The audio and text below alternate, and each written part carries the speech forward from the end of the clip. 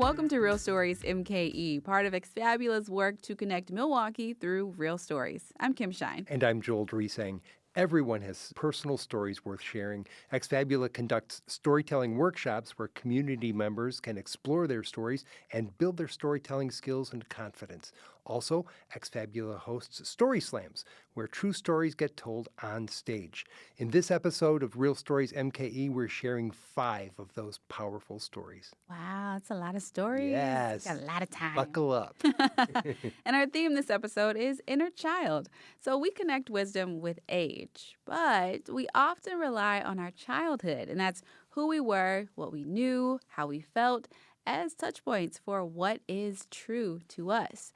Sometimes childhood is our happy place, and sometimes it can hold some dark traumas. But either way, those inner child stories can affect our moods and our actions and then our life. So I actually have a photo of my inner child. You I just do. showed that to you And before. it's It's a super snapshot cute. from when I was 4 years old. And you think about, 4 years old, it's before I went to school. So Yeah. I had no cares in the world. All I had to worry about was how I entertained myself between the kids in the neighborhood and when my siblings came home from school. And, Yeah. and it's this picture of me standing by a snowbank with my coat open and my fist pumping, and I'm leaning toward the camera, and I've just got this face of glee on it. And sometimes I think about that inner me to spark some enthusiasm. Yeah, I like that. I like that a lot. So your inner child is 4 years old. Yes. I think mine might be maybe around like 8 or 9. Okay. And I say that because when I think about childhood, I think about growing up in the South and not having my shoes on because Okay. that still stays with me now. I love to have my feet on the pavement when it's a sunny day outside. sure. There's nothing better than that. And drinking from the water fountain, or not the water fountain, drinking from the water hose that's in the backyard, and just running around the grass and just having a good time. That's what I think about. Nice. The opposite of snow. Anything the opposite of snow Yes. brings out my inner child. Well, Joel, our first story comes in the form of a poem. It's from Matthew Lewis, whose inner child is a 10-year-old boy who inspires Matthew in his everyday life. Here's Matthew.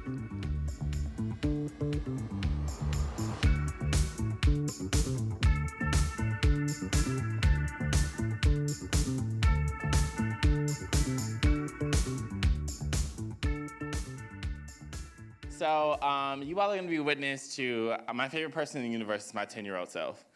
So I pay homage to him whenever I can. I design a life where I hope he is proud of. So this poem is to that. At one end of a rainbow, the sun shines on a black boy, skipping down uneven sidewalks overgrown with weeds and emerging flora. The air is filled with the smell of fresh-cut lawns, sweat, and summer. A boy leaps over cracks, his laughter echoes between houses, paired with the sounds of little Sally Walker being played in secret and the cat daddy cackle of brothers popping firecrackers between games of hustle. A boy wants no part of the hustle, just wants to double dutch, pick dandelions, and swing on neighbor's swing. His tongue, red from Kool-Aid and pocketed candy, pops unapologetically. Boy is sugar and spice.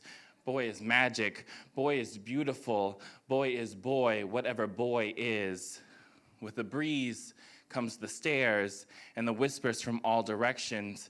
He's so different. Why do you talk like that? Get your hands off your hips like that. A boy tries to shrink his body, tries to fade into the brightness, reaching for something to hold on to and finding only the sweat inside his palm. The smell of summer turns sour, and there is nowhere to hide from the swelling voices, and the weeds begin to wrap his feet, and hands from unseen shadows replace the flowers with a football. Boy cradles football, boy cradles boyhood, boy in hood discovering boy, whatever boy is, and a boy must take flight to save himself. A flash of light in the broken glass of empty alleyways, a linger of cotton candy sweet, a boy races until the voices fade into a rush of air, running streets till streetlights flicker. A boy catches his breath, watching fireflies on his front porch. The voices now murmurs in the night, football left in someone else's boyhood, one last glance. A boy closes his eyes, finding safety in his dreams. Thank you. Wow,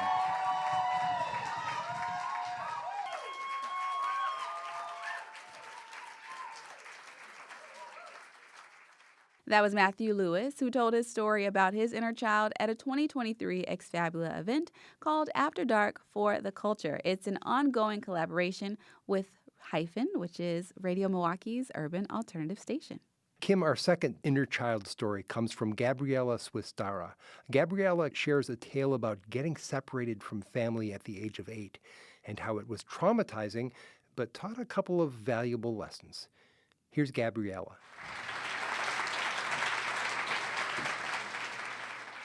I am kind of new to Wisconsin. I've bounced around a lot in my life, and I spent the first 11 years of my life living in Switzerland, of all places. And that meant going skiing a lot.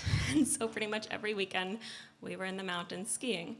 And so I was pretty used to it. You know, we would go out and ski, pretty much every weekend. And once, when I was 8 years old, it was the last run of the day. And it was this run that kind of split up in the middle, once to an easy route, once to a hard route. And on the chairlift up, it was my mom, my brother, and I.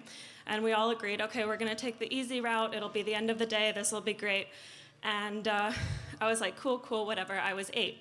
And so my older brother and my mom were behind me. I was doing my own thing, going super fast, because I was a child who enjoyed skiing. And I went down the wrong way. So I went down the difficult slope, and they went down the easy slope, because they couldn't see me anymore. And so they went down the way that we had agreed, and I went down the wrong one. And then about halfway down that one, after it had forked, I realized that I was going down the wrong way. And as an 8-year-old, the logical thing would probably be, keep going, meet them at the bottom where it, connects again. But 8-year-old logic doesn't think that way. And so 8-year-old me took off my skis and my boots and started crying and walking back up the very steep hill, thinking to myself, oh my God, I'm gonna be lost in the mountains forever.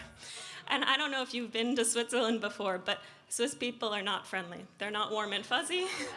People kept skiing past me as an 8-year-old just hiking up with my skis on. And even if I had asked for help, they probably just would have said something aggressive in German about like, well, why did you get lost in the first place? So I was, on this hill crying very slowly, walking back up the mountain until about 20 minutes later when my mom finally came down. And that traumatized me for years. But I finally, got back on my skis and kept going. And now I like skiing again. But it was certainly an experience, and I learned 2 things from that. One is to pay attention to where you're going when you're skiing, and 2 is that you can always count on your mom to come find you.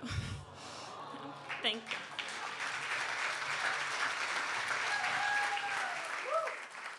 That was Gabriella Swistara, who told that story at a 2024 Story Slam with the theme Lost. Hey, Kim, how about some ultra shorts? I would love to do some ultra shorts. And if you guys don't know, when you go to a slam, you can write a little story, like 30 seconds or less, and the host reads it on stage. I have one right here. I relate to this very much. It's from Molly. 12 years ago, my baby sons led me back to playgrounds. I had forgotten how much I love to swing. To this day, when I need to feel a surge of giddy freedom, I find myself the oldest kid in the schoolyard Oh, yes. swinging. That is so nice. Yes, that was my jam when I was that 4-year-old self. Yes. Right? Oh, Did you ever flip off the swing? Oh, sure. Yes. A couple of my friends have 4 or 5-year-olds and stuff, and so go to the park, and I think about trying to flip off the swing at my age now, and no, not gonna do it. So tempting though. This is from Jeannie. When I was little, my mom used to make peanut butter cookies from scratch and taught me how to make them with her. Now every time I eat a peanut butter cookie, I think of the time we spent together. Here's an ultra short from Anonymous. One day I had a vivid memory pop out of the blue about a little pony that I had as a little girl. It was my favorite toy, and it was lost forever. I texted my mom to ask which pony it was. She replied that she didn't remember. A few weeks later, I get a package in the mail. Guess what it was? My Little Pony Moonbeam from 1983. My inner child was thrilled. Oh, so much excitement. This is from Marissa. There was a lot of shouting in my house as a kid. That scared me. Now I'm trying my best to make sure my house is peaceful, but it's hard. Sometimes we learn things from our parents and we try to change as adults. Here's an ultra short from Anonymous. I come from a painful family: alcohol, drugs, codependency, abuse. My legacy is breaking these generational curses and passing on love and joy and money for therapy. Nice. Okay, our next inner child story comes from Jillian Beester. Now, Jillian offers the perspective of a young woman who is leaving childhood and anticipating what she will miss as she goes off to college. Here's Jillian. Thank you. My name is Jillian. I'm a 17-year-old senior in high school at Shorewood High School. And recently, I've been through the college application process, and now I'm to the point where I'm actually being admitted, which is the definition of bittersweet. It's nice because I've lived in Shorewood my whole life, and so it'll be exciting to kind of broaden my horizons. But I've been thinking a lot about my brother recently because we're 2 years apart. I'm 17, he's 15. And we shared a room until I was probably either 8 through 10, I can't quite remember. And so we grew up very close. We were practically inseparable. We still are. And saying that might be surprising because we're both teenagers, and teenagers, they're kind of unpredictable and maybe not themselves unless they haven't figured that out yet. But I've figured myself out, I think. I know that's probably going to change, I've been told, as I've been mentioning college. So, we'll see about that. I'll come back in a few years and let you know. But my brother, a few years ago, what really stood out to me about our connection was this is around the same age. I was probably 10 and he was 8, maybe a little difference in that. But it was his first time at a summer camp, and it was Camp Minneconne, and it was his, maybe actually he was a little older because it was 2 weeks away, which was new. And like I said, we shared a room, we were practically inseparable, and so I couldn't imagine 2 weeks without seeing my little brother following me everywhere, which, I've come to adore. But, so it was really hard. Sending him away was very emotional. It didn't quite hit me until a week in when, I don't know, we just wouldn't talk. Of course we wouldn't talk. There was no communication at all. And so I was missing our little jokes, I was missing our inside jokes, I was missing our handshakes. And then what really frustrated me too was my mom went to pick him up halfway through because he had to do a baseball tryout, and I wasn't able to see it because I had to do something with other family members, and so I missed my opportunity to see him. And so then when the 2 weeks was up, I remember the drive there. I remember just looking out the window, just imagining what he could have been doing and worrying that he would have fun without me and wondering what friends he's made. And then, so the whole drive there, I was just, very antsy, very antsy. The music, it was just dead silent. I was so in my head. And then I remember Camp Minneconne does this kind of interesting thing where they group everyone together and they do these chants, and, whoever chants the loudest wins, whatever, they get a good pat on the back. And I remember seeing him, my family and I gathered around, and we were watching him, but it was obvious that he couldn't see us, and he was obviously looking for us. He was scanning. I could see his eyes going up and down. And then I will never forget the look on his face when his eyes saw us, and when we met eyes again, and he just seemed like everything just like a breath of fresh air, a weight was lifted off of his shoulders, because he's not one to be away either. I'm not, and that's another college conversation. But just the moment we locked eyes, it just felt so much better. And just I remember hugging him and just feeling like, okay, he's back. I can go back to my normal life, and he can go back to his, because all that outdoor camping and everything's not quite his style. And so I'm glad then he wanted to spend time with me to make up for that 2 weeks. And so we're very close, still have been. I mean, I think this is actually his sweatshirt, which might be a little, I don't know, but it's nice. So yeah, and I don't know, I love him so much. And now going off to college, I know that we'll still be in contact, because for some reason in my head, I feel like I'm just never going to see anyone again when I go off to college. But there's Thanksgiving break, there's winter break, there's spring break, there's summer. There's so many more breaks than high school. And so it'll be fine. And I'll be far enough where I can have my own life, but close enough where I can see his prom, see his graduation, everything that he's seen for me. I can be there for him. So I love my brother.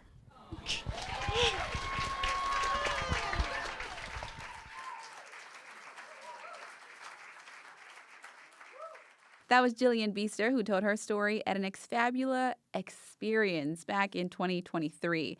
Now, Jillian also happened to include Exfabula in a documentary that she made on storytelling for a high school journalism project. Go, Jillian. Yeah. Okay, Joel, so would you like to do some ultra shorts? More ultra shorts, please. Yes. This one here is from Anonymous.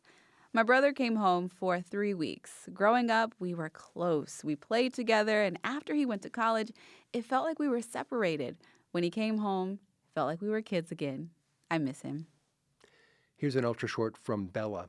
I was always a sad kid, but on the inside, I told myself that I had to be special, that my sadness is special. Today, I remind myself that you don't have to be damaged to be good enough, to be loved and to love. My depression still creeps like a dark shadow on the wall. It's a wave, but I'm here, and I wrote this, so this has to mean something. Our fourth inner child story comes from Nicole Acosta. Nicole tells about the memory of an unaffordable treat she craved as a child and how it reminds her as a parent of the sacrifices her parents made for her. Here's Nicole.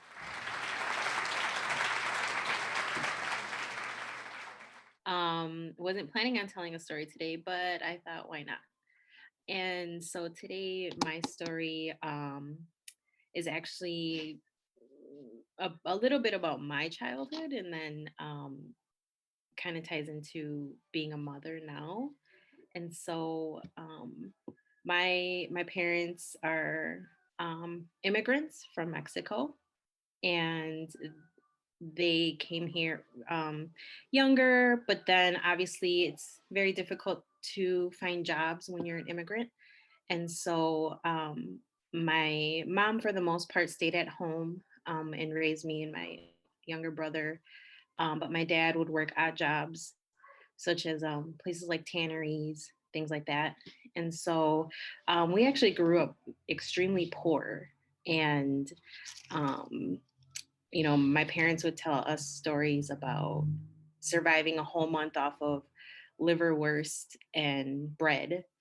Um, and then there's a story that stays with me and has stayed with me my whole entire life. And that's um, I was 2 years old and we were walking past a McDonald's. And at the time, a McDonald's ice cream cone cost a quarter, and I was crying to my parents that I wanted an ice cream cone, and they couldn't afford to get me an ice cream cone. It was only a quarter. And so that story, like when they can't even tell me that story without crying themselves, because it was just a really um like a situation they never wanted to be in. Um, so that story has stuck with me throughout my life. And so now that I'm a mother, I have an 8-year old and I have a 17-year old, and he's about to turn 18 himself. But when immigrants come to the country, most of the time it's for to provide better opportunities for their kids. Um, and so I was the type of child that was pretty rebellious. I was an artist, and my brother was straight A. Um, he went on to become a doctor himself. And I was not like that. So I was turning into the child that was opposite of what my parents wanted. And so but after years of figuring out who I was and taking wrong turns left and right and becoming a young mother myself, I, finished college, um, and then went on to have a career that I love. And it might not have been exactly like how I planned it, but I always kept in mind my parents' sacrifices. Um, and that's kind of like how I ended up, you know, not, you know, I guess what I'm just trying to say is that my parents' sacrifices helped me become the mother that I am now to my kids so that they never have to experience like what my parents experienced and what I did when I was young. And so hopefully my kids, will understand that as well later in life.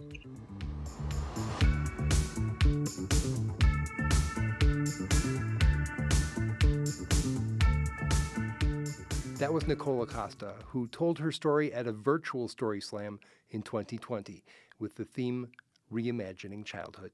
When I think about the sacrifices that my parents made, I definitely was not. I mean, I was always grateful to them, but I don't think I really understood until now, Yes, just oh, sure. later in life, that they're people and they brought you into this world because they wanted you to be here. Speaking of, my Oh, story, sure. they Yeah, brought me here because they wanted me to be here. And they definitely had to put things aside right. for me to get what I wanted and what I needed. And that's love.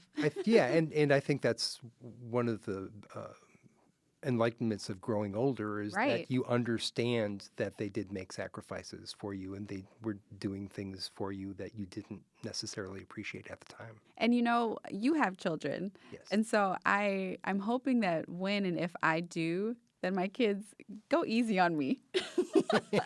I'm doing the best I can. Just So wait till we'll you see. get older. You'll appreciate it. Yeah. Right. Well, our final inner child story comes from Greg Marshall. Greg shares how his relationship with his younger self has helped him contend with his grown up challenges. Here's Greg.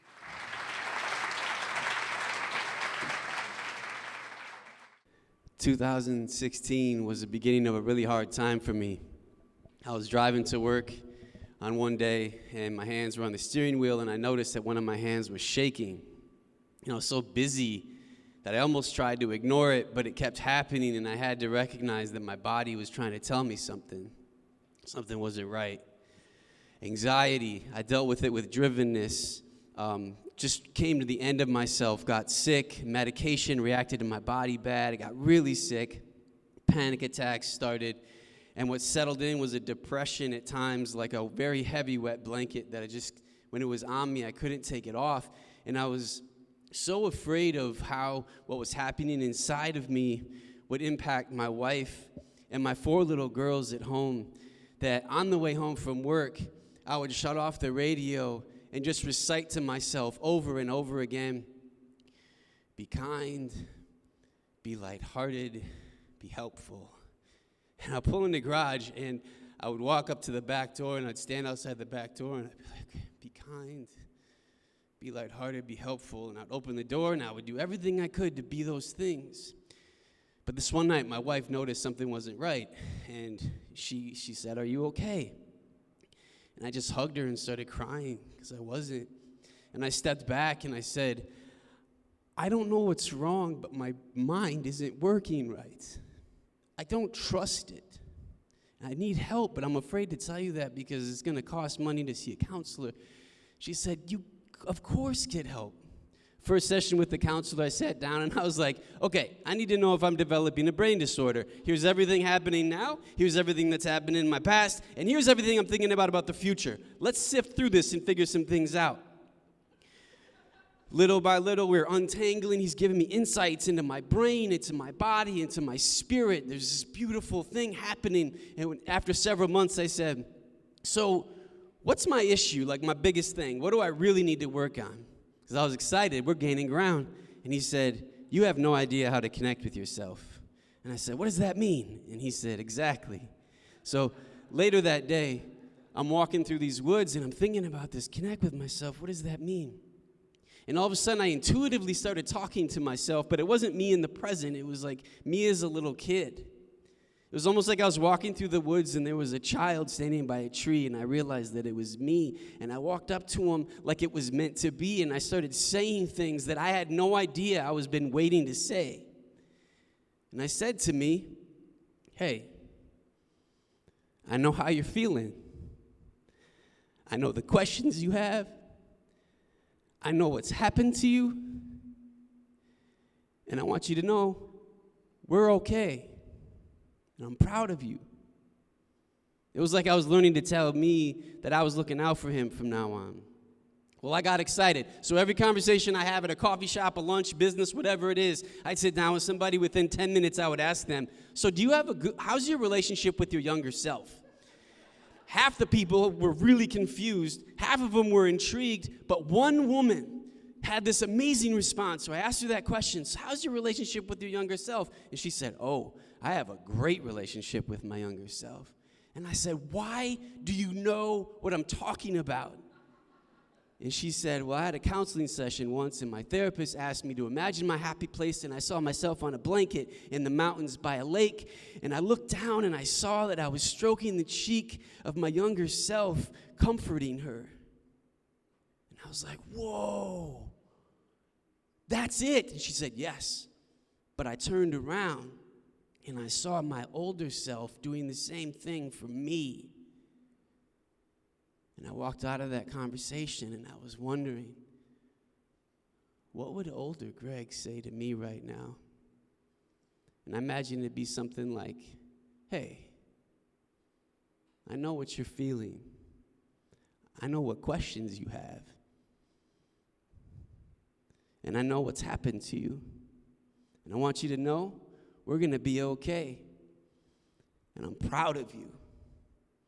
And I can tell you right now, we're doing great. Thank you.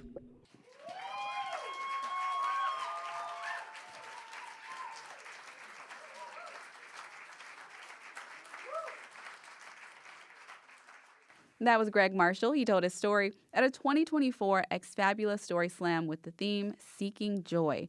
Greg tells us he has used insights from his story to help individuals and organizations move forward by loving where they are. Well, Joel, unfortunately, that is all the time we have for this episode of Real Stories MKE, but don't you guys worry. Exfabula has been at this since 2009, so there are more audio and video stories available at exfabula.org. Yes, the Exfabula website lists upcoming storytelling workshops and story slams. Check it out. Maybe we'll see you at an event, and maybe you'll even share one of your stories. You can also connect with Exfabula on Facebook, Instagram, and TikTok, and listen to more Real Stories MKE wherever you get podcasts. So thank you to everyone who makes this program possible, including Exfabulous staff, the storytellers, producer JJ Draper, and audio engineer Sam Woods. Thanks, Sam. For Real Stories MKE, I'm Joel Dresang. And I'm Kim Shine. Remember, everyone has stories worth sharing. Join us in sharing yours.